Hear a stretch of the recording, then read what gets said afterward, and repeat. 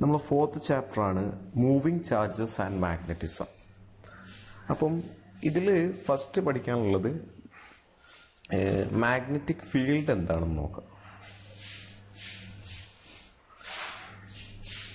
Magnetic field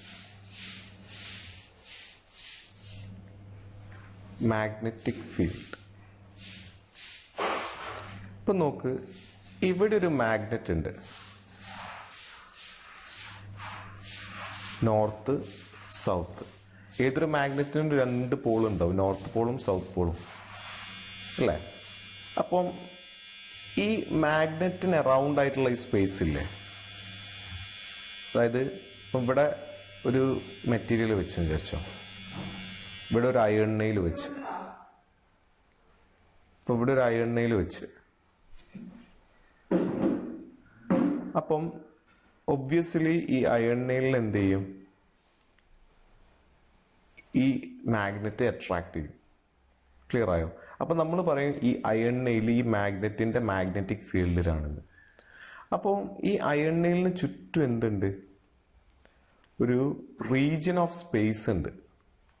അതായത് ആ region of സ്പേസിൽ വെച്ച് കഴിഞ്ഞാൽ അതർ മെറ്റീരിയൽസിന് ഒരു ഫോഴ്സ് എക്സ്പീരിയൻസ് ചെയ്യും. ക്ലിയർ ആയോ? അപ്പൊ ഇതിനെയാണ് നമ്മൾ എന്ത് പറയാ, മാഗ്നറ്റിക് ഫീൽഡ് എന്ന് പറയാം.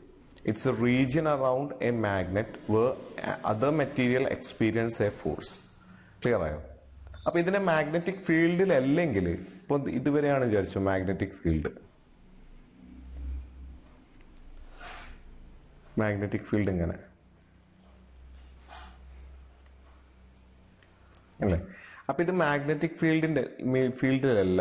ഈ അയൺ നെയിൽ ഇപ്പൊ ഇത് എ എന്ന് പറഞ്ഞ അയൺ നെയിൽ, വേറൊരു അയൺ നെയിൽ ഉണ്ട് ബി, അത് മാഗ്നറ്റിക് ഫീൽഡിന്റെ പുറത്താ. അപ്പൊ ഒരിക്കലും ഇതിന് എന്ത് ചെയ്യില്ല, ഈ മാഗ്നറ്റ് കൊണ്ട് ഒരു ഫോഴ്സ് എക്സ്പീരിയൻസ് ചെയ്യില്ല. ക്ലിയർ ആയോ? ഇനി നമ്മൾ ഈ മൂവിങ് ചാർജ് ആൻഡ് മാഗ്നറ്റിസം, ഈ ഇലക്ട്രിസിറ്റി എങ്ങനെയാണ് ഈ മാഗ്നറ്റിക് ഫീൽഡ് ഉണ്ടാക്കുന്നത് നോക്കാം. അത് ആദ്യം കണ്ടുപിടിച്ചത് ഈസ്റ്റഡ് എന്ന് പറഞ്ഞിട്ടുള്ള സയന്റിസ്റ്റ് ആണ്. ഈസ്റ്റഡ്സ് എക്സ്പെരിമെന്റ്. അപ്പൊ ഈ മാഗ്നറ്റിക് ഫീൽഡും കറണ്ടും തമ്മിലുള്ള റിലേഷൻ ആദ്യം മനസ്സിലാക്കിയിട്ടുള്ള സയന്റിസ്റ്റ് ആണ് എന്ത്, ഈസ്റ്റഡ് എന്ന് പറയുന്നത്, ഹാൻസ് ക്രിസ്റ്റ്യൻ ഈസ്റ്റഡ്. അപ്പം ഇദ്ദേഹം എന്താ മനസ്സിലാക്കിയെന്ന് പറഞ്ഞാൽ, ഇദ്ദേഹം ഒരു സർക്യൂട്ടിൽ ഒരു പഠനം നടത്തുകയായിരുന്നു. അപ്പം ഇങ്ങനെ ഒരു സർക്യൂട്ട്, ഇതിവിടെ ഒരു സ്വിച്ച് ആണ് വിചാരിച്ചോ, ഇവിടെ ഒരു റെസിസ്റ്റൻസ് ഉണ്ട്, ഒരു സിമ്പിൾ സർക്യൂട്ട്. ഈ സർക്യൂട്ടിന്റെ അടുത്ത് ആക്സിഡന്റലി മൂപ്പർ എന്ത് വെച്ച്, ഒരു മാഗ്നറ്റിക് കോമ്പസ് വെച്ച്. ഈ മാഗ്നറ്റിക് കോമ്പസിന്റെ റെഡ് ഉള്ള പോർഷനാണ് നമ്മൾ എന്തായിട്ട് എടുക്കുക, നോർത്ത് പോൾ ആയിട്ട് എടുക്കുക അല്ലെ? അപ്പൊ ഇത് സ്വിച്ച് ഓൺ, S1 എന്ന് പറഞ്ഞ സ്വിച്ച് ഓൺ ചെയ്ത സമയത്ത് ഈ മാഗ്നറ്റിക് നീഡിൽ എന്ത് ചെയ്തു, ഒരു ഡിഫ്ലക്ഷൻ കാണിച്ചു. ക്ലിയർ ആയോ? അപ്പം പിന്നെ അത് എന്ത് ചെയ്ത്, കറണ്ട് ഫ്ലോ ചെയ്യുന്നതിനനുസരിച്ച് ആ ഡിഫ്ലക്ഷൻ കണ്ടിന്യൂ, അത് തിരിച്ച് ബാക്കോട്ടേക്ക് തന്നെ വന്ന്. അപ്പം പിന്നെ കറണ്ട് കോൺസ്റ്റന്റ് ആയിട്ട് ഇതിൽ ഫ്ലോ ചെയ്യുന്ന സമയത്ത് ഇതിൽ ഡിഫ്ലക്ഷൻ ഒന്നും കാണിക്കുന്നില്ല. പിന്നെ ഈ സ്വിച്ച് ഓഫ് ചെയ്ത സമയത്ത് വീണ്ടും ഇത് ഓപ്പോസിറ്റ് ഡയറക്ഷനിൽ ഒരു ഡിഫ്ലക്ഷൻ കാണിച്ചു. അപ്പൊ ഈസ്റ്റഡ് മനസ്സിലാക്കി there is some relationship between the flow of current and magnetic field. അപ്പം കറണ്ട് മാഗ്നറ്റിക് ഫീൽഡ് ഉണ്ടാക്കുന്നുണ്ട് എന്നുള്ള ആ ഒരു സീക്രട്ട് ഈസ്റ്റഡ് മനസ്സിലാക്കി. ക്ലിയർ ആയോ? അപ്പോൾ അദ്ദേഹം ഒരു റൂള് അത് കൊണ്ടുവന്ന്, അതിനെ നമ്മൾ ഇങ്ങനെ പറയാം, ശ്രദ്ധിക്കേ.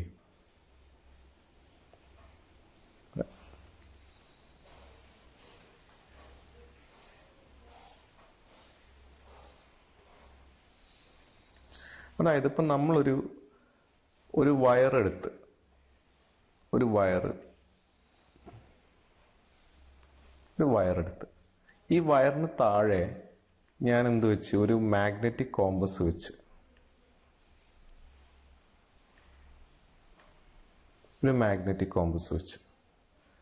അല്ലേ? അപ്പം ഇതില് ഈ ഭാഗം നോർത്താണ് വിചാരിച്ചു, സോറി ഈ ഭാഗം സൗത്താണ് വിചാരിച്ചോ, ഈ ഭാഗം നോർത്ത്.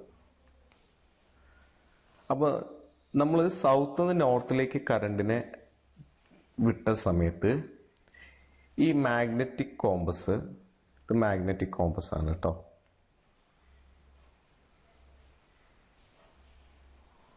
ഈ മാഗ്നറ്റിക് കോമ്പസ് വെസ്റ്റിലേക്ക് ഡിഫ്ലക്ട് ചെയ്ത്,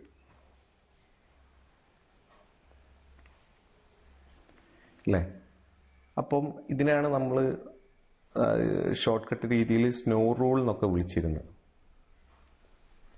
സ്നോ റൂൾ, അതായത് when the current is passed, when a magnetic compass is placed below a conductor, current carrying conductor, and the current is passed from south to north pole or to south to north direction, the magnetic field, magnetic needle beneath it deflect towards the west.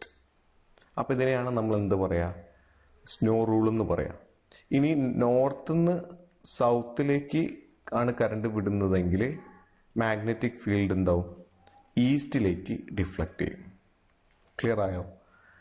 അപ്പം there is a direct relationship between the flow of current and magnetic field. അപ്പം എന്ത് മനസ്സിലാക്കി Oersted?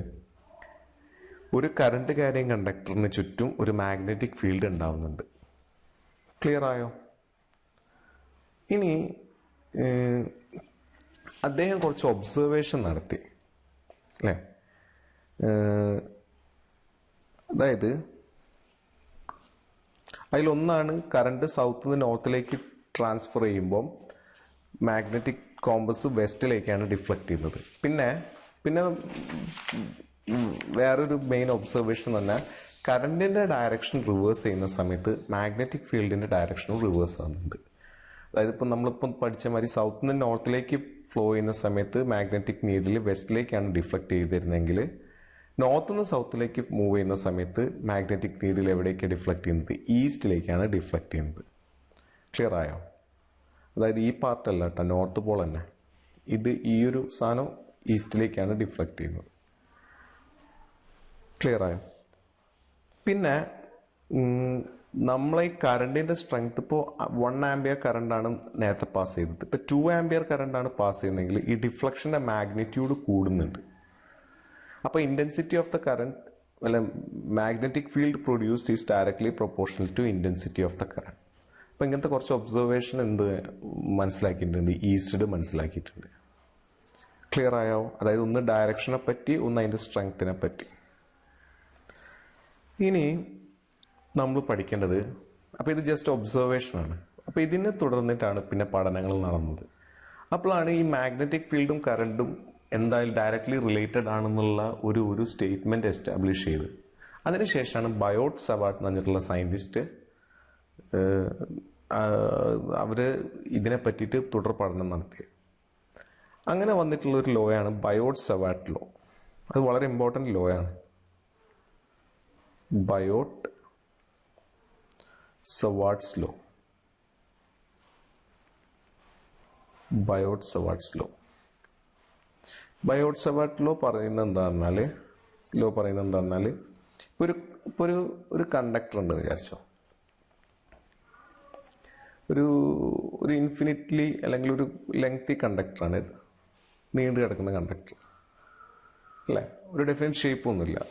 ഈ ഒരു ചെറിയ പോർഷനിൽ എന്താവും, അതൊരു സ്ട്രെയിറ്റ് ലൈനാണ്. പിന്നെ ചെറിയൊരു പോർഷൻ എടുത്തപ്പോൾ ആ ലെങ്ത് ഞാൻ എന്തെടുത്ത്, DL എന്നെടുത്ത്, DL, അല്ലേ? അതിൻ്റെ മിഡ് പോയിന്റ് ആണ് ഈ പറഞ്ഞിരിക്കുന്ന ഒരു ഓന്നെടുത്തോ, മിഡ് പോയിന്റ്. ക്ലിയർ ആയോ? ഈ ഓന്ന് കുറച്ച് വിട്ടിട്ട് P എന്ന് പറഞ്ഞൊരു പോയിന്റ് ഉണ്ട്. അവിടേക്കുള്ള ഡിസ്റ്റൻസ് ആണ് ഞാൻ ഈ മാർക്ക് ചെയ്യുന്നത്. ഈ ഡിസ്റ്റൻസ് ആണ് ഞാൻ വിളിക്കുന്നത് R എന്ന് പറഞ്ഞിട്ടുള്ള. ക്ലിയർ ആയോ? സ്ട്രെയിറ്റ് ലൈൻ ഡിസ്റ്റൻസ് ആണ്. ഈ DLനെയാണ് നമ്മൾ എന്ത് പറയാ, അത് ഈ ഇതിലെ ഒരു കറണ്ടും പാസ് ചെയ്യുന്നുണ്ട്. I എന്ന് തന്നെ മാഗ്നിറ്റ്യൂഡ് ആയിട്ടുള്ള കറണ്ട് പാസ്. അപ്പൊ ഈ IDL എന്ന് പറയുന്നതാണ് ശരിക്കും എന്ത് വരിക, കറണ്ട് എലമെന്റ് എന്ന് പറയാം. കറണ്ട് എലമെന്റ് നമ്മൾ പറയും, കറണ്ട് എലമെന്റ്. അപ്പൊ ഈ ഒരു കറണ്ട് എലമെന്റ് P എന്ന് പറഞ്ഞൊരു പോയിന്റിൽ ഉണ്ടാക്കുന്ന മാഗ്നറ്റിക് ഫീൽഡിന്റെ സ്ട്രെങ്ത് ആണ് നമ്മൾ ബയോട്ട് സവാർട്ട് ലോ വെച്ച് കണ്ടുപിടിക്കുന്നത്. അതായത് ഈ പോയിന്റ് Pയിലേക്കുള്ള ഇൻക്ലിനേഷൻ തീറ്റയാണെന്ന് വിചാരിച്ചു. കറണ്ടിന്റെ ഡയറക്ഷനും, അതായത് ആ P തന്നെ പോയിന്റിന്റെ ഡയറക്ഷനും തമ്മിലുള്ള ആംഗിളാണ് തീറ്റ. അപ്പം ബയോട്ട് സവാർട്ട് ലോ കുറച്ച് സ്റ്റേറ്റ്മെന്റ് പറഞ്ഞിട്ടുണ്ട്. അതെല്ലാം കൂടി ക്ലബ് ചെയ്തിട്ടാണ് ബയോട്ട് സവാർട്ട് ലോ ആയി മാറിയത്. അപ്പൊ ഇതിൽ ഇവിടെ ഉണ്ടാക്കുന്ന മാഗ്നറ്റിക് ഫീൽഡിന്റെ സ്ട്രെങ്ത് ഡി ബി ആണ് വിചാരിച്ചു. ഡി ബി എന്ന് പറയുന്നത് strength of the magnetic field. Strength of the magnetic field at P. Magnetic ഫീൽഡിലെ പി തന്നെ പോലുള്ള മാഗ്നറ്റിക് ഫീൽഡിന്റെ സ്ട്രെങ്ത് ആണ് ഡി ബി. അപ്പോൾ ഫസ്റ്റ് ഒബ്സർവേഷൻ എന്ന് പറഞ്ഞാൽ D B is directly proportional to intensity of the current. അതായത് ഇതിലുള്ള കറണ്ടിന്റെ മാഗ്നിറ്റ്യൂഡ്, ഈ കറണ്ട് എലമെന്റിലുള്ള മാഗ്നിറ്റ്യൂഡ് കൂട്ടുന്ന സമയത്ത് ഈ പി എന്ന് പറഞ്ഞ പോയിന്റിലെ മാഗ്നറ്റിക് ഫീൽഡിന്റെ സ്ട്രെങ്ത്തും കൂടുന്നുണ്ട്. സെക്കൻഡ് ഒബ്സർവേഷൻ ആണ് D B proportional to D L. അതായത് ഇതിന്റെ ലെങ്ത് കൂട്ടുന്ന സമയത്ത് എന്ത് വരുന്നുണ്ട്? മാഗ്നറ്റിക് ഫീൽഡിന്റെ സ്ട്രെങ്ത് കൂടുന്നുണ്ട് അല്ലെ? ലെങ്ത് കൂടുന്നതിനനുസരിച്ചിട്ട് മാഗ്നറ്റിക് ഫീൽഡ് കൂടുന്നുണ്ട്. പിന്നെ മൂന്നാമത്തെ ഒബ്സർവേഷൻ ആണ് D B strength of the magnetic field at P is directly proportional to sine of the angle between the current element and the direction of P. ഈ ഒരു ആംഗിളിന്റെ സൈനിന്റെ വാല്യൂവിനും proportional ആണ് അല്ലെ? ഈ മൂന്ന് ഒബ്സർവേഷനും കൂടി ക്ലബ് ചെയ്ത് എഴുതുന്ന സമയത്ത് നമുക്ക് എന്ത് എഴുതും? ഡയറക്ട്ലി പ്രൊപ്പോർഷണൽ ആയിട്ടുള്ളൊക്കെ മുകളിൽ എഴുതും അല്ലെ? പിന്നെ ഒരു ഒബ്സർവേഷനും കൂടി D B is inversely proportional to square of the distance between the centre of the current element and P. അതായത് ഈ ലെങ്ത് കൂടുന്നതിനനുസരിച്ചിട്ട് ഡി ബി കുറയുന്നുണ്ട്. അപ്പൊ ഈ 4 ഒബ്സർവേഷനും കൂടി ക്ലബ് ചെയ്തിട്ട് എഴുതുമ്പോൾ ഡി ബി നമുക്ക് എന്ത് എഴുതാൻ പറ്റും? I into D L into sine theta into 1/r². ഇങ്ങനെ എഴുതാൻ പറ്റും അല്ലേ? അപ്പൊ എന്താ വരും? D B is equal D B proportional to I D L sine theta divided by r².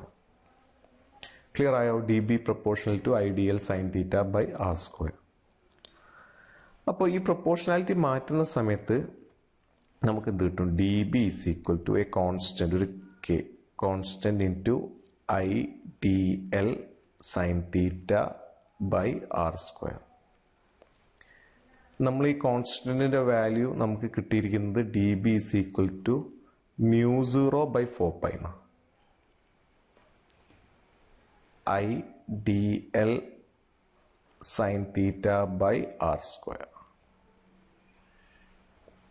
ഇതാണ് strength of the magnetic field at a point P which is at a distance of r from the centre of the current element അല്ലേ? അപ്പം ഈ μ0 എന്ന് പറയുന്നതിനെയാണ് നമ്മൾ എന്ത് പറയാ? Permeability എന്ന് പറയാം. Permeability of free space. അപ്പൊ ഈ ഇക്വേഷനെയാണ് നമ്മൾ എന്ത് പറയാ? Biot Savart's law. ക്ലിയർ ആയോ? μ0 എന്ന് പറയുന്നതാണ് പെർമിയബിലിറ്റി ഓഫ് ഫ്രീ സ്പേസ്. ഇനി നമുക്ക് ഈ ഇക്വേഷന് μ0ന്റെ യൂണിറ്റ് ഒന്ന് കണ്ടുപിടിക്കാം. ബയോട്ട് സവാർട്ട് ലോ പ്രകാരം എന്ത് വരും? D B equal to μ0/4π I D L sine theta divided by r².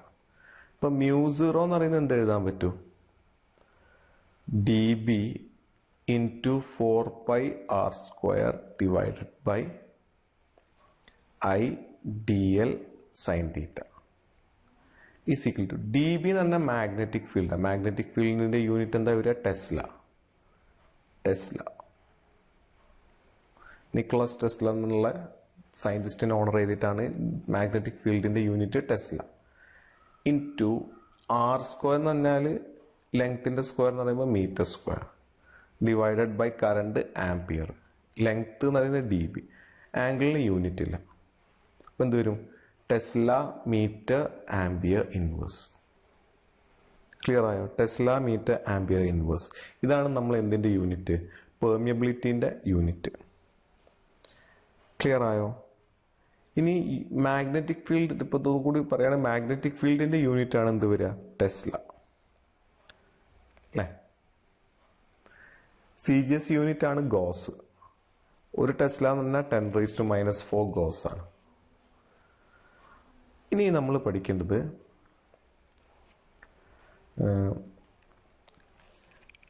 Biot Savart law in vector form.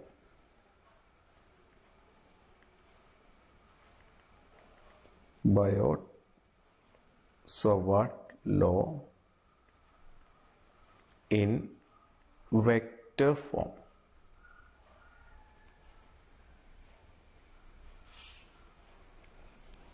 ഇപ്പം നമ്മളിത് കറണ്ട് എലമെന്റ് ഇത് ഡി എൽ എന്നല്ല എടുത്തത്.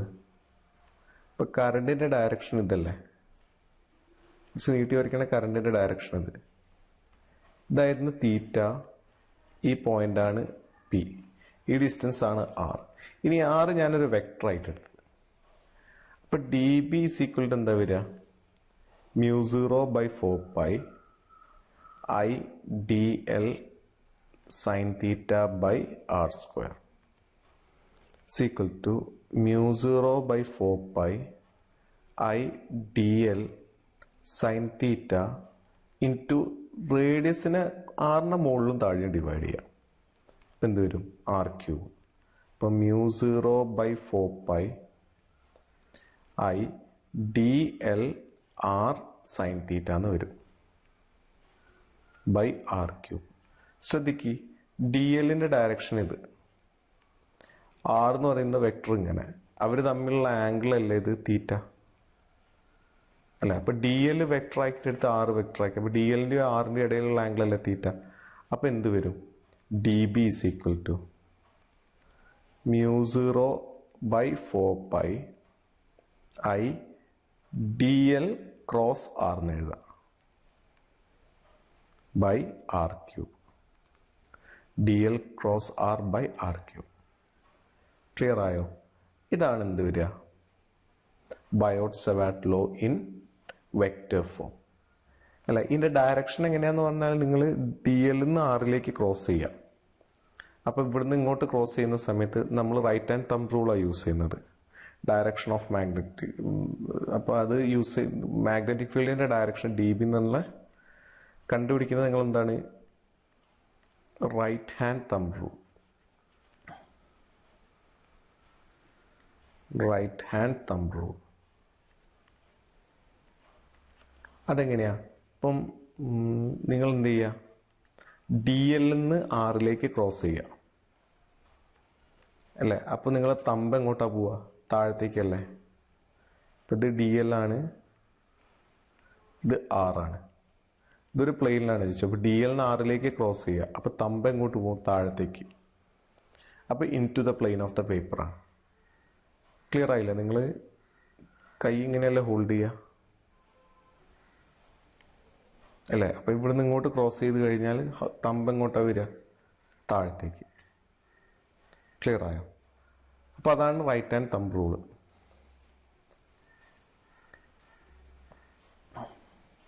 അല്ലെങ്കിൽ right hand screw rule use ചെയ്താലും മതി.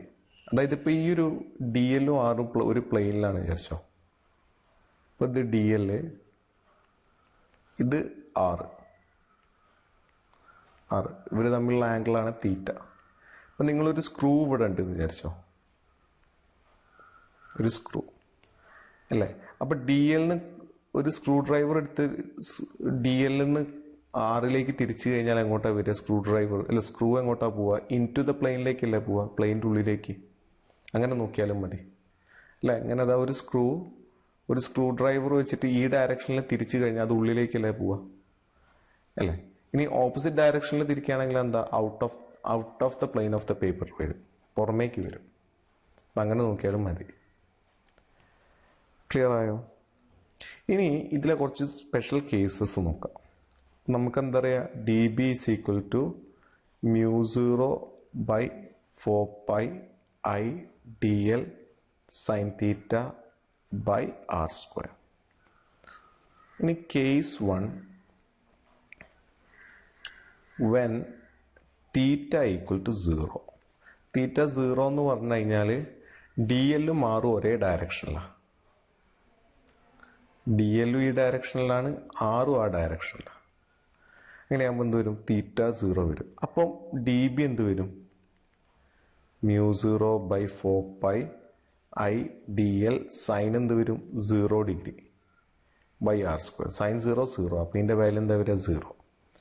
അപ്പം ഡി എൽ മാറും പാരലൽ ആണെങ്കിൽ എന്തുണ്ടാവില്ല, മാഗ്നറ്റിക് ഫീൽഡ് ഉണ്ടാവില്ല. ക്ലിയർ ആയോ? ഇനി case 2, when theta equal to 90 degree. Theta 90 ആകുമ്പോൾ ഡി ബി എന്താ വരിക, മാക്സിമം ആണ് വരിക. കാരണം സൈൻ 90 എത്രയാണ് വരിക 1. ഡി ബി ഈക്വൽ ടു എന്ത് വരും, ഡി ബി മാക്സിമം. ഇതിൻ്റെ വാല്യൂ എത്രയാണ് വരിക, mu 0 by 4 pi I dl by r square. Clear ആയോ? ഇനി ശ്രദ്ധിക്കേ,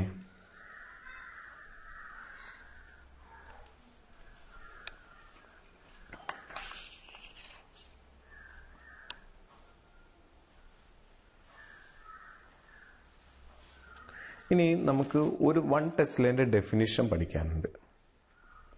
what you mean by 1 tesla unit അതൊരു കാര്യം ചെയ്യാം, അത് ഈ ചാപ്റ്ററിൽ കുറച്ചും കൂടി മുന്നോട്ട് വന്നു കഴിഞ്ഞാൽ ഒരു സെക്ഷൻ പറയാനുണ്ട്. അപ്പം ഞാൻ പറഞ്ഞുതരാം ഡെഫിനിഷൻ ഓഫ് 1 ടെസ്ല. ക്ലിയർ ആയോ? അത് ഞാൻ പറഞ്ഞുതരാം. തൽക്കാലം ഇപ്പം ഒന്ന് മനസ്സിലാക്കി വെച്ചോ. ഒരു 1 ടെസ്ല എന്ന യൂണിറ്റിനെ നമ്മൾ ഡിഫൈൻ ചെയ്യണം. ഇനി ഈ ഒരു ചെറിയൊരു സെക്ഷനാണ് റിലേഷൻഷിപ്പ് ബിറ്റ്വീൻ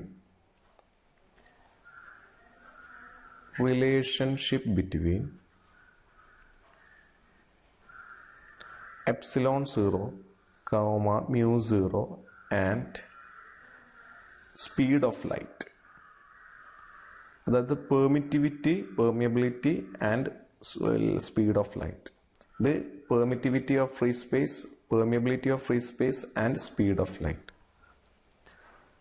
നമുക്ക് അറിയാം mu 0 by 4 പൈൻ്റെ വാല്യൂ എന്ന് പറയുന്നത് എത്രയാണ്, 10⁻⁻⁷ tesla metre ampere inverse. Unit തൽക്കാലം എടുക്കണ്ട, മൈൻഡിൽ വെച്ചാൽ മതി.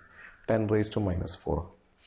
പിന്നെ നിങ്ങൾ കൂളുംസ് ലോയിലൊക്കെ പഠിച്ച് 1/4 പൈ എപ്സിലോൺ 0ൻ്റെ വാല്യൂ എത്രയാണ് വരിക, 9 × 10⁹ അല്ലേ? ഈ രണ്ട് ഇക്വേഷൻ ഒന്ന് മൾട്ടിപ്ലൈ ചെയ്ത് നോക്ക് നിങ്ങൾ. 1 × 2. അപ്പം എന്ത് വരും, mu 0 by 4 pi ഇൻറ്റു ഇതിൻ്റെ റെസിപ്രോക്കൽ എടുത്താൽ എന്ത് വരും, 4 pi എപ്സിലോൺ 0 ഈക്വൽ ടു 1/9 × 10⁻⁹ എഴുതിക്കൂടെ? ഇതായിക്കോട്ടെ ഇക്വേഷൻ 2. ഇക്വേഷൻ 1 ഉം 2 മൾട്ടിപ്ലൈ ചെയ്യുമ്പോൾ എന്ത് വരും, 4 pi epsilon 0 equal to right സൈഡിൽ 10⁻⁻⁷ ഇൻറ്റു 1/9 × 10⁻⁹. അല്ല, ഈ 4 pi കട്ടാവും. അപ്പോൾ mu 0 എപ്സിലോൺ 0 ഈക്വൽ ടു 1/10⁻⁷ താഴത്തേക്ക് എടുക്കുമ്പോൾ 10⁻⁷ ആവും അല്ലേ? Therefore mu 0 എപ്സിലോൺ 0 എന്ന് പറയുന്നത് 1/9 × 10⁻18 എന്നല്ലേ വരിക. Therefore mu 0 epsilon 0 is equal to ഇതിനെങ്ങനെ എഴുതിക്കൂടെ, 1/3 times 10⁸ the square എന്ന് എഴുതിക്കൂടെ. 3 square 9, 10⁸ സോറി ഇത് എത്രയാ വരിക, 16 ആണ് കേട്ടോ വരിക, മാറിപ്പോയാ 16 അല്ല, 3 × 10⁻. ഇതെന്താണ്, 1/സ്പീഡ് ഓഫ് ദ ലൈറ്റിൻ്റെ സ്ക്വയർ അല്ലേ? അപ്പം mu 0 എപ്സിലോൺ 0 എന്ന് പറയുന്നത് എന്ത് വരും, 1/c² എന്ന് വരും. ഇംപ്ലൈസ് c² എന്ന് പറയുന്നത് 1/mu 0 epsilon 0. Therefore speed of light എന്ന് പറയുന്നത് എന്താ വരിക, 1/√mu 0 എപ്സിലോൺ 0. ഇതാണ് ഇവർ തമ്മിലുള്ള റിലേഷൻ. സി എന്ന് പറയുന്നത് എന്താ വരിക, 1/mu 0 എപ്സിലോൺ 0. ക്ലിയർ ആയോ? ഇനി നമുക്ക് ഇതിലെ കുറച്ച് പ്രോബ്ലംസ് ചെയ്യാം.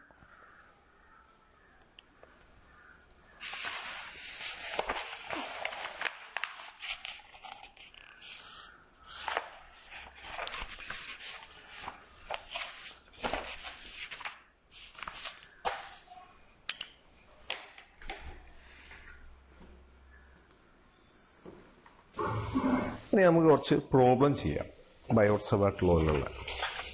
അതിലൊരു ക്വസ്റ്റ്യൻ ആണ്. ഒരു വയർ പ്ലേസ് ചെയ്തിട്ടുണ്ട്.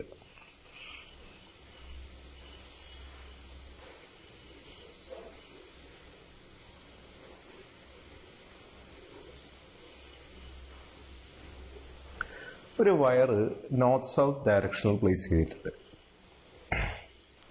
നോർത്ത് സൗത്ത്, ഇത് വെസ്റ്റ്, ഇത് ഈസ്റ്റ്. അല്ലേ?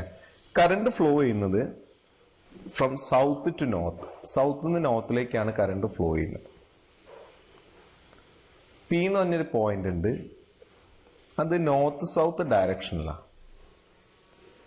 നോർത്ത് സൗത്ത് ഡയറക്ഷൻ എന്ന് പറഞ്ഞു കഴിഞ്ഞാൽ ഈ ഡയറക്ഷനിൽ അല്ലേ?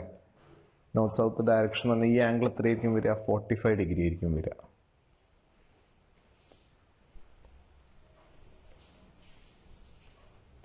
അല്ലേ? ഈ ലെങ്ത് 6 തന്നിരിക്കുന്നത് 200 സെന്റിമീറ്ററാണ്.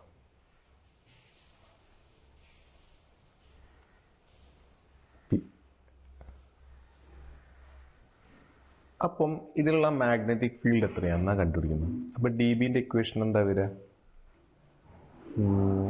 μ0/4π I dl sin theta divided by r square. μ0/4π value 10⁻⁻⁷ ആണ്. ഇൻറ്റു കറണ്ട് ഐ ഫ്ലോ ചെയ്യുന്നത് 8 ആംപിയർ ആണെന്ന് പറയുന്നുണ്ട്. 8 ആംപിയർ. അപ്പോൾ 8 ഇൻറ്റു ഡി എൽ എന്ന് പറയുന്നത് എത്രയാ? 1 സെന്റിമീറ്റർ ആണ് കേട്ടോ. ഈ കണ്ടക്ടറിന്റെ length D L equal to 1 centimetre. അതായത് 1 into 10⁻⁻² metre. 10⁻² into sine 45 degree whole divided by R square എന്ന് പറയുന്നത് എത്രയാ വരിക? ആർ എന്ന് പറയുന്നത് 200 സെന്റിമീറ്ററാണ്. അത് മീറ്ററിലേക്ക് ആക്കുമ്പോൾ 2 മീറ്റർ എന്ന് വരും. പിന്നെ ഡി എൽ തന്നിരിക്കുന്നത് 1 സെന്റിമീറ്റർ, അതായത് 1 ഇൻറ്റു 10⁻² മീറ്റർ. ഇനി ഇതിലൊന്ന് സബ്സ്റ്റിറ്റ്യൂട്ട് ചെയ്യുന്ന സമയത്ത് ഡി ബി ഈക്വൽ ടു 10⁻⁷ എന്ന് പറഞ്ഞാൽ μ0/4π എന്ന് പറഞ്ഞാൽ 10⁻⁷ ടു ഐ എന്ന് പറയുന്നത് 8 ആംപിയർ. 8 ഇൻറ്റു ഡി എൽ എന്ന് പറയുന്നത് 10⁻² into sine 45 whole divided by R square എന്ന് പറയുന്നത് 2 സ്ക്വയർ. ഇപ്പം ഇങ്ങനെയല്ലേ വരിക? ഇനി ഇത് സോൾവ് ചെയ്യുന്ന സമയത്ത് ഇത് രണ്ടും കൂടി മൾട്ടിപ്ലൈ ചെയ്യുമ്പോൾ 8/4, ഇത് 4i ഇൻറ്റു എന്ത് വരും? 10⁻⁹ ഇൻറ്റു സൈൻ 45 1/√2. ഇത് രണ്ടും കൂടി കട്ട് ചെയ്താൽ 2 വരും. 2ന് എങ്ങനെ എഴുതാം? √2 ഇൻറ്റു √2 എന്ന് എഴുതാം. Into 10⁻⁹ into 1/√2. ഈ √2 കട്ടാവും. ദിസ് ഈസ് ഈക്വൽ ടു √2ന്റെ വാല്യൂ 1.414 ഇൻറ്റു 10⁻⁹ ടെസ്ല. അതാണ് അതിൻ്റെ വാല്യൂ വരിക. ക്ലിയർ ആയോ? ഇനി വേറൊരു ക്വസ്റ്റ്യൻ നോക്ക്. അത് പറഞ്ഞിരിക്കുന്നത് എന്ന് പറഞ്ഞാൽ ഒരു കറണ്ട് എലമെന്റ് ഉണ്ട്. നമ്മൾ ഈ ആക്സിസിലാണ് വെച്ചത്.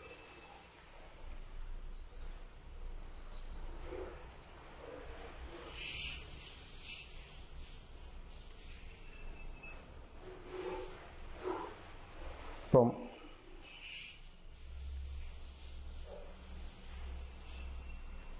ഇതൊരു കറണ്ട് എലമെന്റ്. ഈ കറണ്ട് എലമെന്റിന്റെ ലെങ്ത് 1 സെന്റിമീറ്റർ ആണെന്ന് പറയുന്നുണ്ട്.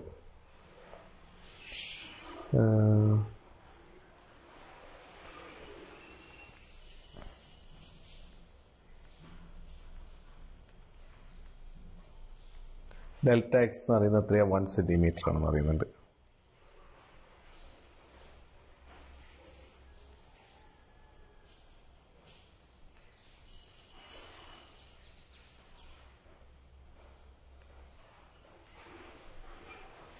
ഡെൽറ്റ എക്സ് 1 സെന്റിമീറ്റർ ആണെന്ന്. അപ്പോൾ ഇതിന്റെ ലെങ്ത് നമുക്കൊരു വെക്ടർ ഫോമിലാണ് തന്നത്. Delta L equal to delta X, delta L vector equal to delta X I. I എന്ന് പറയുന്നത് എക്സ് ആക്സിസിനെ റെപ്രസെന്റ് ചെയ്യുന്നതാണ്. എക്സ് ആക്സിസിലാണ് കണ്ടക്ടർ എക്സ്റ്റെൻഡ് ചെയ്ത് കിടക്കുന്നതെന്നാണ് പറയുന്നത്. പിന്നെ ഇതിലെ ഫ്ലോ ചെയ്യുന്ന current is placed at the origin and carrying a current of I equal to 10 ampere.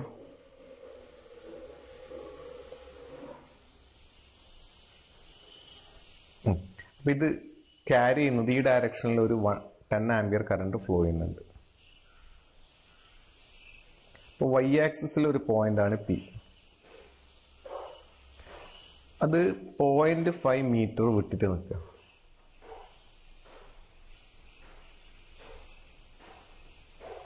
അല്ലേ? ഇങ്ങനെയാണെങ്കിൽ ഈ പോയിന്റിലുള്ള മാഗ്നറ്റിക് ഫീൽഡ് എത്രയാണെന്ന് ചോദിച്ചത്. അപ്പം ഇതല്ലേ ആറിൻ്റെ ഡയറക്ഷൻ. അപ്പം ഈ ആംഗിൾ എത്രയാണ് വരിക? 90 ഡിഗ്രി അല്ലേ? അപ്പം തീറ്റ 90 ഡിഗ്രി വരും. ഇപ്പം D B is equal to എന്ത് വരും?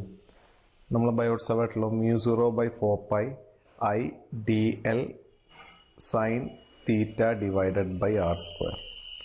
μ0/4π എന്ന് പറയുമ്പോൾ 10⁻⁻7 ഇൻറ്റു I എന്ന് പറയുന്നത് എത്രയാണ്? 10 ടു ഡി എൽ എന്ന് പറയുന്നത് 1 സെൻറ്റിമീറ്റർ. അപ്പോൾ 1 into 10⁻⁻2 into sine 90 divided by R square എന്ന് പറയുന്നത് 0.5 സ്ക്വയർ.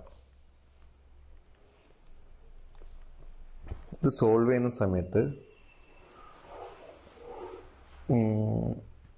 ഇത് രണ്ടും കൂടി 10 ഇൻറ്റു 10⁻⁻9 സൈൻ 91. ഇത് 5 ഇൻറ്റു 10⁻⁻1 ഹോൾ സ്ക്വയർ എന്നാവില്ലേ? അപ്പോൾ 10 ഇൻറ്റു 10⁻⁻9 ഡിവൈഡഡ് ബൈ 25 ഇൻറ്റു 10⁻⁻2 10⁻⁻2നെ വേണമെങ്കിൽ മുകളിലേക്ക് കൊണ്ടുപോകാം. അപ്പോൾ 10 into 10 square into 10⁻⁻9 by 25 is equal to ഇത് രണ്ടും കൂടി ആകുമ്പോൾ 10⁻⁻8 ആവും.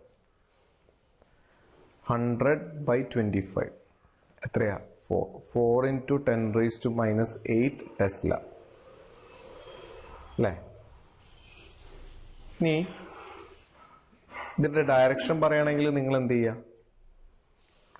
ഡി എൽ ക്രോസ് ആർ ചെയ്യാം. ഡി എല്ലിന് ഇതിലേക്ക് ഈ ഡയറക്ഷനിൽ ഒരു സ്ക്രൂ റൊട്ടേറ്റ് ചെയ്ത് കഴിഞ്ഞാൽ ഇൻ ടു ദ പ്ലെയിൻ അല്ലേ? പ്ലെയിനിൻ്റെ ഉള്ളിലേക്കല്ലേ പോവുക.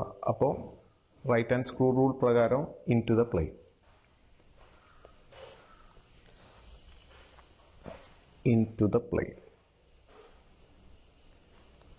പ്രോബ്ലം മനസ്സിലായോ? ഇനി നമുക്ക് പഠിക്കാനുള്ളത് magnetic field due to a long straight conductor.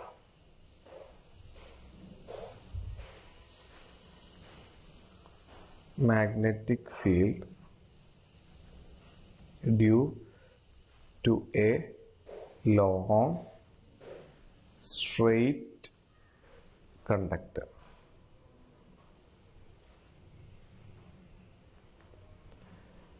Magnetic field due to a long straight conductor. അപ്പോൾ ഇതിൻ്റെ ഒരു എക്സ്പ്രഷനാണ് നമ്മൾ കണ്ടുപിടിക്കാൻ പോകുന്നത്. അപ്പോൾ ഒരു സ്ട്രെയിറ്റ് കണ്ടക്ടർ ഉണ്ടെന്ന് വിചാരിച്ചോ.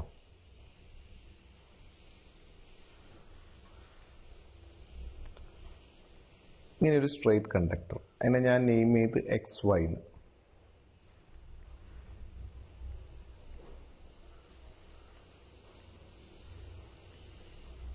അല്ലേ?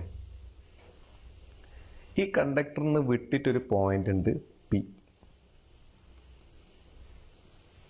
അല്ലേ? അവിടുന്ന് കണ്ടക്ടറിലേക്കുള്ള ഡിസ്റ്റൻസ് ആണ്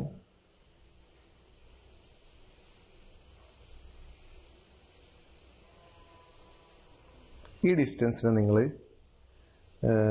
എ എന്ന് വിളിച്ചോ. Distance A. ഇതെന്തായിരിക്കും? പെർപെൻഡിക്കുലർ ആയിരിക്കും. പിന്നെ ഇവിടെ തൊട്ട് താഴത്തെ ഒരു കറണ്ട് എലമെന്റ് ഉണ്ട് DL. ഇതവിടെ ഇങ്ങനെ ഒരു കറണ്ട് എലമെന്റ് ഉണ്ട് DL.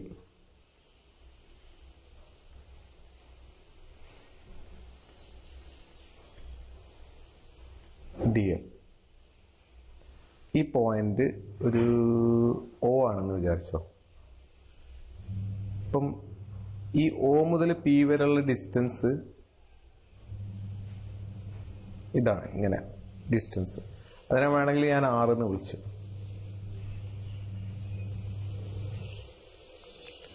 6 അല്ലേ? ഈ ആംഗിൾ ഞാൻ തീറ്റ എന്നാണ് വിളിക്കുന്നത്. ഈ ആംഗിളിനെ ഫൈ എന്ന് വിളിച്ചോ, ഫൈ.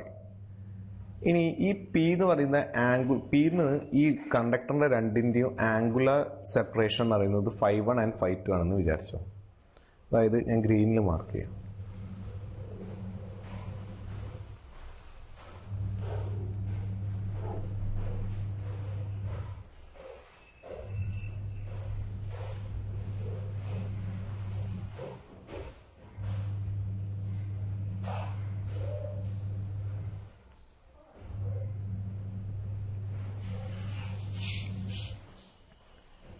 ഈ ലെങ്ത് φ1, ഈ ലെങ്ത് φ2. മനസ്സിലായോ? അപ്പൊ ഇത്രയും കാര്യങ്ങൾ മനസ്സിലാക്കി വെച്ചോ. ഈ ഡിസ്റ്റൻസ് L ആണെന്ന് വിചാരിച്ചോ.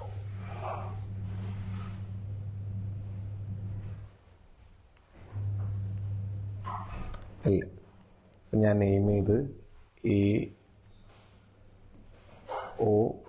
ഓക്കെ, രണ്ട് എക്സ്ട്രീം. ക്ലിയർ ആയോ? അപ്പോൾ ഇതാണ് നമ്മളെ ഈ XY എന്ന് പറയുന്നതാണ് കണ്ടക്ടർ. അതിൻ്റെ ചെറിയൊരു ലെങ്ത്താണ് ഈ DL. കണ്ടോ, നമ്മളെ ഇവിടെ ഉള്ള ചെറിയ ലെങ്ത്താണ് DL. ആ DLൻ്റെ മിഡ് പോയിന്റ് ആണ് O. എന്നൊരു പിയിലേക്കുള്ള പോയിന്റിലേക്കുള്ള ഡിസ്റ്റൻസ് ആണ് R. ഈ പി എന്നുള്ള കണ്ടക്ടറിൻ്റെ രണ്ട് എൻഡിലേക്കുള്ള ആംഗുലർ സെപ്പറേഷൻ ആണ് φ1 ഉം φ2. ഈ ആംഗിൾ APO എന്ന് പറയുന്നതാണ് φ. പിന്നെ AO എന്ന് പറയുന്ന ലെങ്ത് L അല്ലേ? നിങ്ങൾക്ക് ബയോട്ട് സവാർട്ട് ലോ പ്രകാരം DB എന്താണെന്നറിയാം? μ0/4π IDL sin θ divided by R². അപ്പം ഈ ഇക്വേഷൻ ഞാൻ നെയിം ചെയ്ത് ഇക്വേഷൻ നമ്പർ 1 അല്ലേ? അപ്പം ഒരു കാര്യം അറിയാം, ഈ തീറ്റ അപ്പോൾ നമുക്ക് കൺസിഡർ ട്രയാങ്കിൾ OAP.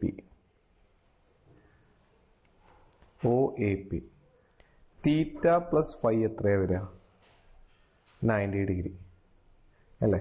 അപ്പോൾ തീറ്റ എന്ന് പറയുന്നത് എന്ത് വരും? 90 മൈനസ് 5 അല്ലേ? അപ്പോൾ സൈൻ തീറ്റ എന്ന് പറഞ്ഞാൽ എന്താ വരിക? Sign 90 minus 5. സൈൻ 90 മൈനസ് 5 എന്താ വരിക? കോസ് 5. അപ്പോൾ സൈൻ തീറ്റയ്ക്ക് പകരം എന്ത് എഴുതുക? സൈൻ തീറ്റയ്ക്ക് പകരം കോസ് 5 എന്ന് എഴുതുക. അത് ഇക്വേഷൻ 2. പിന്നെ കോസ് 5 എന്ന് പറയുന്നത് എന്താ വരിക? കോസ് 5 എന്ന് പറയുന്നത് ഈ ട്രയാങ്കിൾ ഇതാണ്ടോ, ഇതല്ലേ 5, ഇത് A, ഇത് R ആണ് 90. ഇപ്പോൾ കോസ് 5 എന്ന് പറയുന്നത് എന്താ വരിക? A divided by R.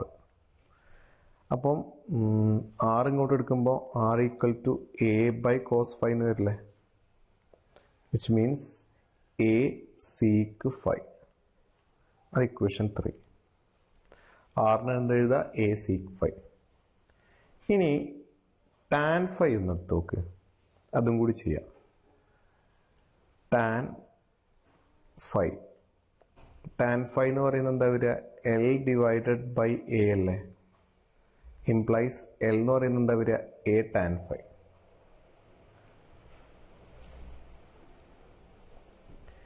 A tan 5 implies ഇതിൻ്റെ ഡെറിവേറ്റീവ് എന്താ വരിക? DL is equal to A into tan 5ൻ്റെ derivative sec square 5 DL by D5 കേട്ടോ. A into sec square 5 implies DL എന്ത് വരും? A sec square 5 D5. ഇത് equation 3 എന്ന് കൊടുക്കുക, സോറി ഇക്വേഷൻ 4 എന്ന് കൊടുക്കുക. അപ്പോൾ ഈ കിട്ടിയതെല്ലാം നമ്മൾ ബയോട്ട് സവാർട്ട് ലോയിൽ അപ്ലൈ ചെയ്യാം. അപ്പം DB equal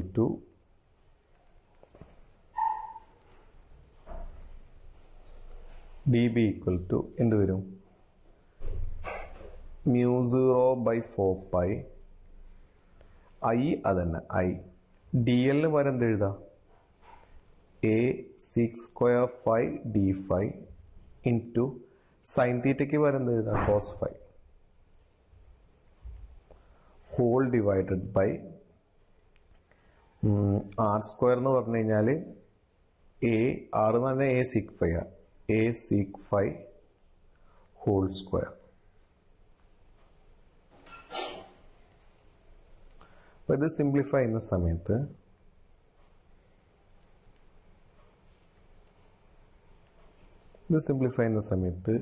T B is equal to μ0 by 4 pi അല്ലേ I into A sec square phi d phi into cos phi divided by A square sec square phi എന്ന് വരില്ലേ. ഈ sec square phiയും sec square phiയും cut ചെയ്യാം. ഈ ഒരു എയും പോകും അല്ലേ. അപ്പോൾ ഡി ബി എന്ന് പറയുന്നത് എന്ത് വരും? μ0 I by 4 pi A cos phi d phi എന്ന് കിട്ടും. ഇത് ഇക്വേഷൻ 5 ആയിട്ട് വിളിച്ചു അല്ലേ. ഇനി നമ്മൾ എന്ത് ചെയ്യണം? ഈ ഒരു ഇക്വേഷനെ ഇൻ്റഗ്രേറ്റ് ചെയ്യണം. എവിടുന്ന് എവിടം വരെ? വേരിയബിൾ ഫൈയാ. ഫൈ എവിടെ മുതലാ? 5 5 ഉണ്ട്. അപ്പോൾ ഇതിൻ്റെ മുകളിലേക്കുള്ളതാണ് +5 താഴത്തേക്കുള്ളത് എന്താണ്? 5 അപ്പോൾ മുകളിലേക്കുള്ളത് ഞാൻ പോസിറ്റീവായിട്ട് എടുത്താൽ താഴത്തേക്കുള്ളത് എന്തെടുക്കണം? നെഗറ്റീവായിട്ട് എടുക്കണം. ക്ലിയർ ആയോ? അപ്പോൾ നമ്മൾ എങ്ങനെ ഇൻ്റഗ്രേറ്റ് ചെയ്യുക? ഇതിനെ താഴത്തുള്ളത്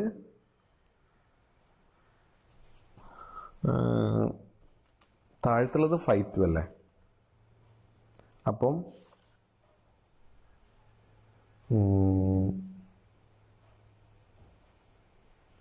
നോക്ക്,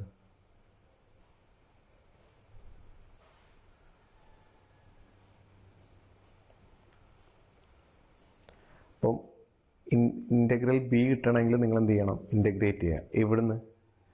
-5 to 5 to 5 ഇൻ്റഗ്രേറ്റ് ചെയ്യണം. കാരണം നെഗറ്റീവ് എടുക്കാൻ കാരണം എന്ന് പറഞ്ഞാൽ മുകളിലേക്കുള്ളത് പോസിറ്റീവാണ്.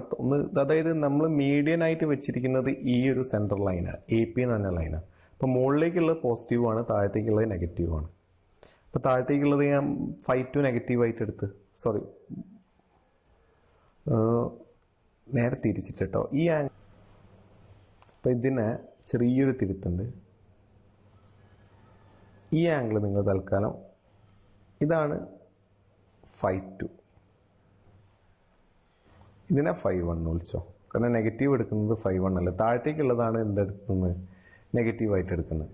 മുകളിലേക്കുള്ളത് പോസിറ്റീവ്. അപ്പം ഇത് ഇൻ്റഗ്രേറ്റ് ചെയ്യുന്ന സമയത്ത് എന്ത് വരും? -5 to 5 μ0 I divided by 4 pi A cos phi d phi എന്ന് വരും. d phi. അപ്പോൾ ബി എന്ത് വരും? ബി ഈസ് ഈക്വൽ ടു ഈ μ0 I by 4 pi A constant. ഇനി ഇൻ്റഗ്രൽ -5 to 5 എന്ത് വരും? cos phi d phi.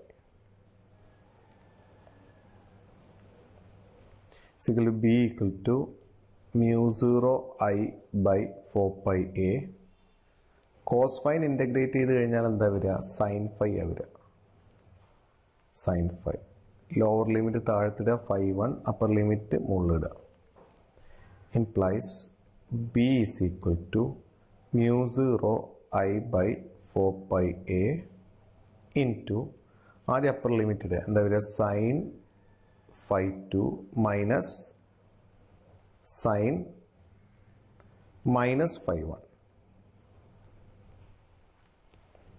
Minus of sin 5 sin minus theta എന്ന് പറഞ്ഞാൽ എന്താ വരിക? മൈനസ് sin തീറ്റ. അപ്പോൾ μ0 I by 4 pi A into sin 5 plus minus എന്തോ പ്ലസ്, അപ്പോൾ sin 5. Therefore b is equal to μ0 I by 4 pi A sin 5 plus sin 5. ഇതാണ് ആ relation വരിക. B equal to mu 0 I by 4 pi a sin phi 1 plus sin phi 2. Clear ആയല്ലോ? ഇപ്പം നമ്മൾ ഒരു conductor ഉണ്ട് ഇങ്ങനെ. അപ്പം ഇവിടെയാണ് പോയിന്റ്. ഇത് ഇൻഫിനിറ്റ് ലോങ് കണ്ടക്ടറാണ് വിചാരിച്ചോ. ഇവിടെയാണ് പോയിന്റ് പി ഉള്ളത്. ഈ ഡിസ്റ്റൻസ് ആണ് നമ്മൾ എ ആയിട്ട് എടുത്തത്, എ. അപ്പം കേസ് 1, അപ്പം ഡി ബി ഈസ് ഈക്വൽ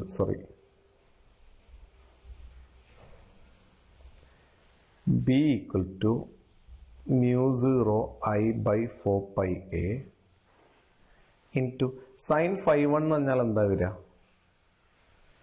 ഇത് ഇൻഫിനിറ്റ് ലോങ് കണ്ടക്ടറാണ്. അപ്പോൾ ഈ ആംഗിൾ അപ്രോക്സിമേറ്റ്ലി എന്താവും? 90 ആയി മാറും. അതുപോലെ തന്നെ ഇതും എന്താവും? 90 ആയിട്ട് മാറും. കാരണം ഇത് ഇൻഫിനിറ്റ് ലോങ് ആയിട്ട് കിടക്കുക. അപ്പം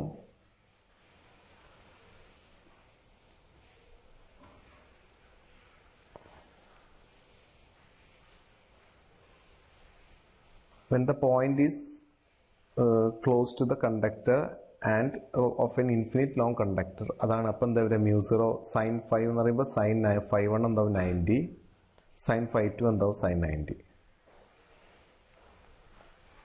അല്ലേ? അപ്പം ഇതെന്താ വരിക? B is equal to mu 0 I by 4 pi a into 1 plus 1. എന്താ വരിക? mu 0 I by ഇത് ഇൻറ്റു 2 എന്ന് വരും. ഇത് കട്ടാകുമ്പോൾ 2 pi a, അതാണ് വരിക. ക്ലിയർ ആയോ? ഇനി സെക്കൻഡ്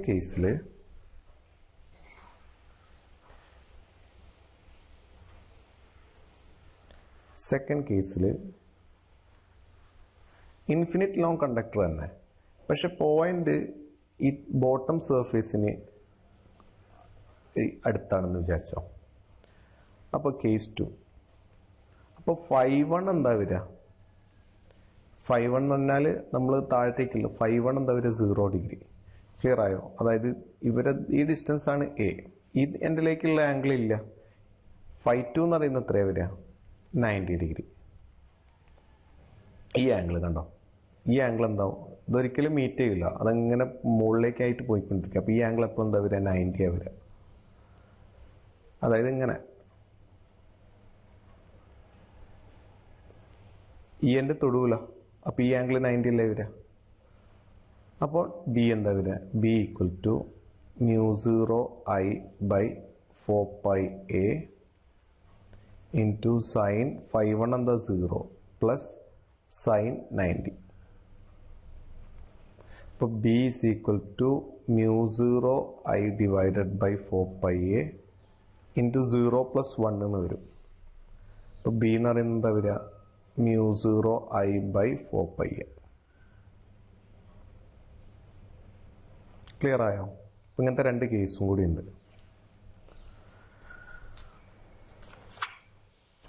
അപ്പോൾ അതാണ് ഇൻഫിനിറ്റ് ലോങ് കണ്ടക്ടറിൻ്റെ മാഗ്നറ്റിക് ഫീൽഡിൻ്റെ എക്സ്പ്രഷൻ.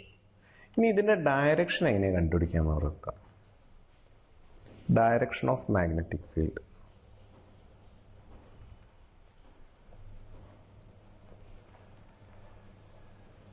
അതായത് ഇപ്പോൾ ഇൻഫിനിറ്റ് ലോങ് സ്ട്രെയിറ്റ് കണ്ടക്ടർ ആണെങ്കിൽ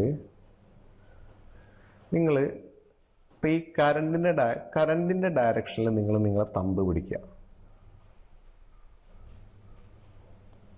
കറണ്ടിൻ്റെ ഡയറക്ഷനിൽ തമ്പ് പിടിക്കുക.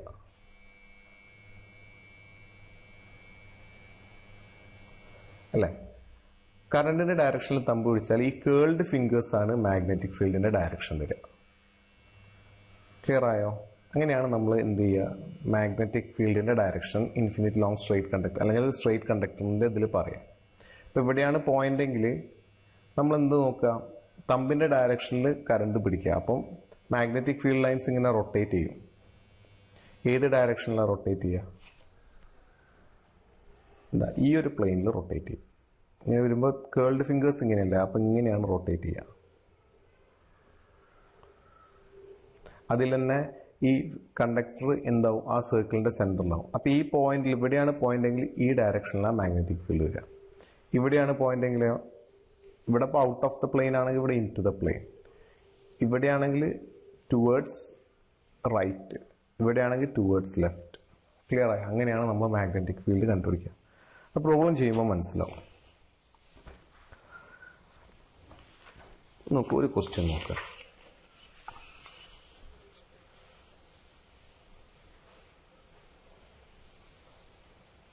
ക്വസ്റ്റ്യൻ ചോദിച്ചത് ഇങ്ങനെ: ഒരു സ്ക്വയർ ലൂപ്പ് ഉണ്ട്.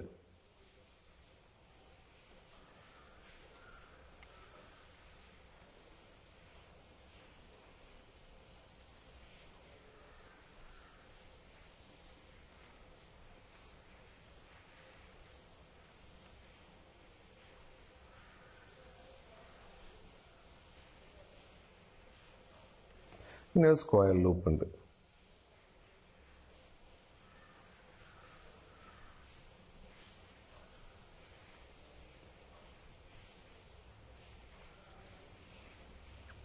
കറണ്ട് ഫ്ലോ ഇൻ ഈ ഡയറക്ഷനിലാണ് വിചാരിച്ചോ.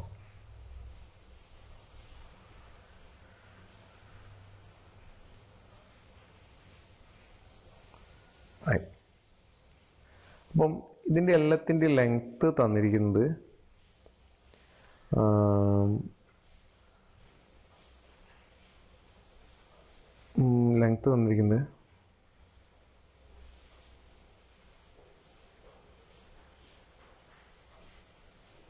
സൈഡ് 2A എന്നാണ് പറഞ്ഞത്. ഇതിൻ്റെ ലെങ്ത്ത് 2A ആണെന്ന് തന്നിട്ടുണ്ട്. നിങ്ങൾ A എന്ന് എടുത്തോ, A അല്ലേ? അപ്പോൾ ഇതിൻ്റെ സെൻറ്ററിലാണ് ഈ സ്ക്വയർ ലൂപ്പ് ഫോം ചെയ്തത്. അപ്പോൾ അത് ABCD തന്നെ സ്ക്വയർ ലൂപ്പ്. അതിൻ്റെ സെൻറ്ററിൽ ഫോം ചെയ്യുന്ന മാഗ്നറ്റിക് ഫീൽഡിൻ്റെ മാഗ്നിറ്റ്യൂഡാണ് കണ്ടുപിടിക്കുന്നത്. അപ്പം ഞാൻ തൽക്കാലം AB എടുത്ത്. AB എന്ന് പറയുമ്പം അതൊരു സ്ട്രെയിറ്റ് കണ്ടക്ടറായിട്ട് എടുത്തുകൂടെ? അപ്പം അതിൻ്റെ രണ്ട് എൻഡിൽ നിന്ന് ഈ പോയിന്റിലേക്കുള്ള ഇതാണ് ഞാൻ വരച്ചിരിക്കുന്നത്, അല്ലേ? ഇതിൻ്റെ ലെങ്ത് എത്രയാണ് വരിക? 2A. അപ്പം നമ്മളെ ഇക്വേഷൻ എന്താ വരിക? B = μ0I/4πA × sin φ1 + sin φ2 ഇങ്ങനെയല്ലേ വരിക? അപ്പം ഞാൻ ഇവിടുന്ന് ഇങ്ങോട്ടൊരു ഡിസ്റ്റൻസ് എടുത്ത്, ഇതാണ് എൻ്റെ A ആയിട്ട് കിട്ടേണ്ടത് എനിക്ക്. ഈ A എന്ന് പറയുന്നത് ഈ ലെങ്ത്താണ്, അത് ഞാനൊരു റൗണ്ട് ഇട്ടു. അപ്പം അതെങ്ങനെയാണ് കണ്ടുപിടിക്കുക? ഇത് 2A ആണെങ്കിൽ ഈ ഒരു പോയിന്റ് CDE എന്ന് എടുത്തോ. ഈ ലെങ്ത് A ആയിരിക്കൂലേ, അല്ലേ? പിന്നെ ഈ ലെങ്ത് എന്താ വരിക? OB കണ്ടുപിടിക്കണമെങ്കിൽ നിങ്ങൾ ഈ ഒരു BOC തന്നിട്ടുള്ളൊരു പോർഷൻ എടുക്കുക.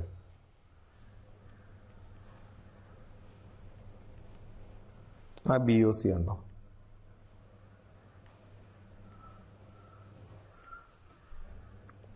BOC ഇത് 2A ആണ്. ഇത് X ആണെങ്കിൽ ഇതും X ആ വരിക.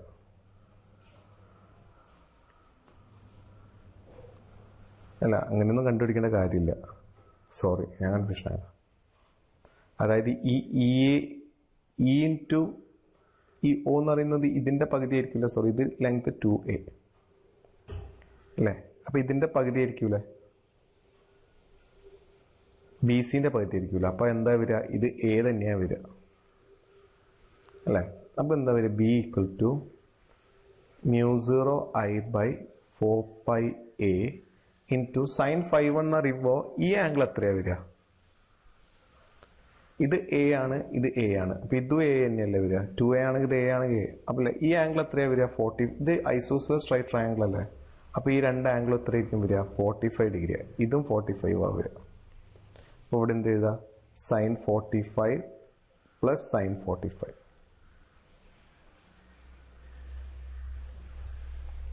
അപ്പോൾ B = μ0I/4πA × sin 45 എന്ന് പറഞ്ഞാൽ 1/√2 + 1/√2 = μ0I/4πA × 2 × 1/√2 എന്ന് വരും. അപ്പം ഈ √2 ഇതും കട്ട് ചെയ്ത് അവിടെ √2 വരും. ഇതിൻ്റെ വാല്യൂ എത്രയാണ് വരിക? Equal to √2 μ0 I/4πa. ഇത് ബി ഡ്യൂ ടു ഞാൻ എ ബി എന്ന് എഴുതി. ഈ എ ബി ഉണ്ടാക്കുന്നതാണ്. അതിൻ്റെ ഡയറക്ഷൻ നോക്ക്. ഡയറക്ഷൻ എന്ന് പറഞ്ഞാൽ ഇവിടുന്ന് സർക്കിൾ ഇങ്ങനെയല്ലേ വരിക?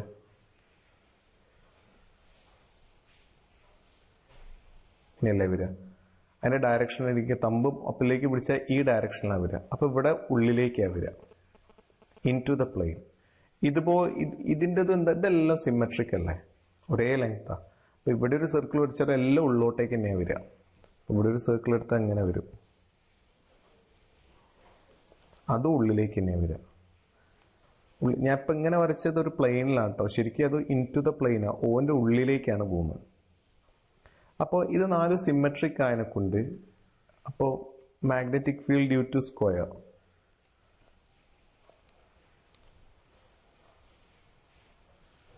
എന്താ വരിക? 4 × BAB. 4 എണ്ണമുണ്ട്. അപ്പം എന്ത് എഴുതാൻ പറ്റും? 4 × √2 μ0 I/4πa. 4ഉം 4ഉം കട്ട് ചെയ്യും. അപ്പം എന്താ വരിക? √2 μ0 I/πa അല്ലേ? ഡയറക്ഷനോ into the plane of paper, into the plane of paper. മനസ്സിലായോ?